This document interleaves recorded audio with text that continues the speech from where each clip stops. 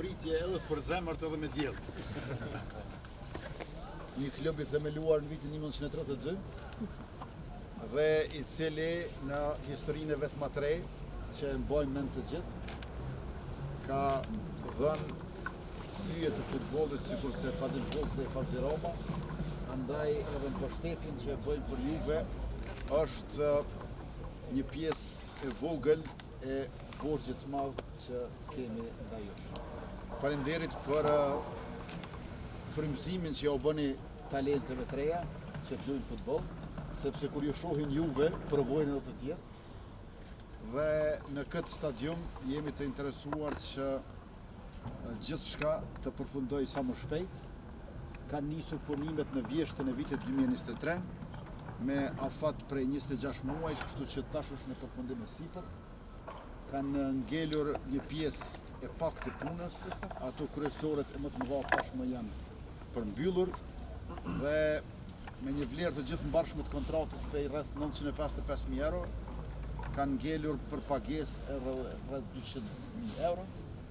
Por ajo që është e rëndësishme është që në këtë fushë të gjelbër të shohim performanca gjithnjë e më të mira të klubit futbollistik Llapi dhe të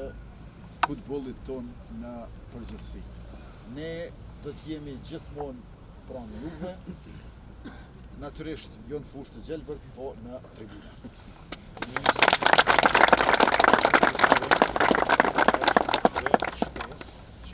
Komplet tash tribuna, bashkë me ndryqimin shoj famullore tribuna lindore, është një projekt që është diku në 3 milionë euro, që është komplet dhe Ministrisë së Kulturës,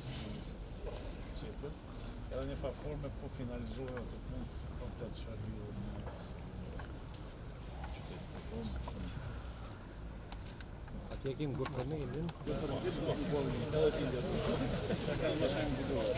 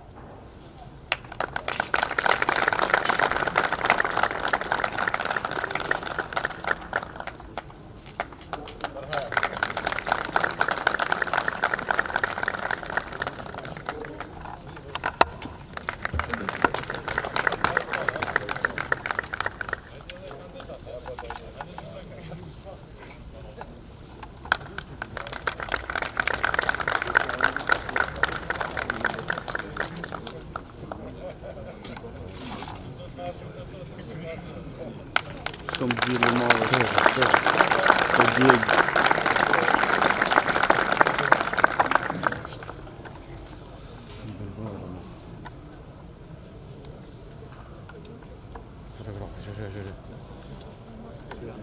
Po fotograf.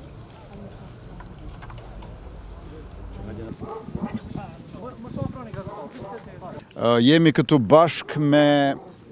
kryetarën e komunës, profesor Shpetin Bulliqin, dhe me ministrin në detyrë të kulturës, rinisë dhe sportit Harullah Qekun, si dhe me kolegë të tjerë nga qeveria dhe kuvendi, me rastin e vendosjes së gurthemelit për ndërtimin e tribinave të lindjes në stadiumin Zahir Pajaziti këtu në Llap, ku luan klubi futbollistik Llapi. Klubi futbollistik Llapi ka një traditë të gjatë, është themeluar në vitin 1932, pra edhe pak bëhet 100 vjeç ky klub, dhe ne i kemi shumë borxh për shkak se nga këtu kanë dalur yje të futbollit, e në historinë tonë më të re që mbajmë mend edhe vetë ne, duhet përmendur Fadil Vogrin e Fabzi Romën. Prandaj, përveç që e kemi obligim, besoj që është tetë e dobishme, sepse investimi në sport, e posaçërisht në futboll, në këtë stadium këtu në Podujev, do të inkurajoj, do të zbuloj e do të ushqej talente të reja të cilët në vitet në vijem natyrisht që do ta ngrisin lart e më lart futbollin e vendit ton dhe të sportit në përgjithësi.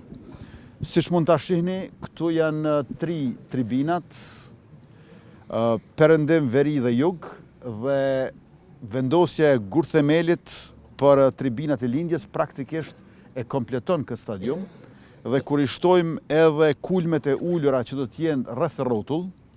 e gjithashtu edhe ndriçimi sipas standardeve ndërkombëtare, e shndrojnë stadiumin Zer Pajaziti në stadium sipas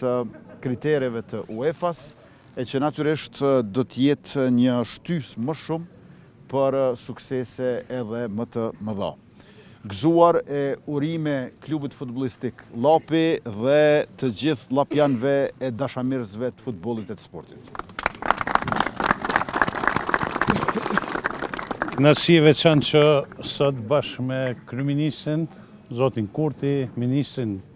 e kulturës, në inaugurimin e fillimit të punimeve në ndërtimin e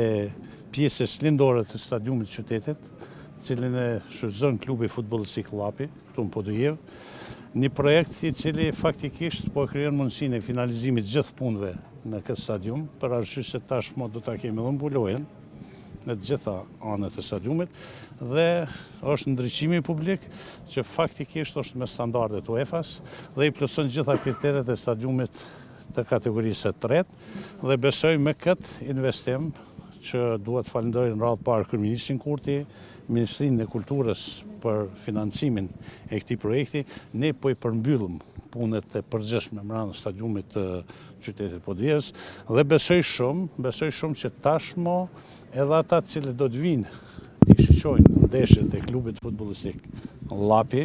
po edhe ndeshjet tjera të cilat do të kenë mundësi që të luhen brenda këtij stadiumi konform rregullave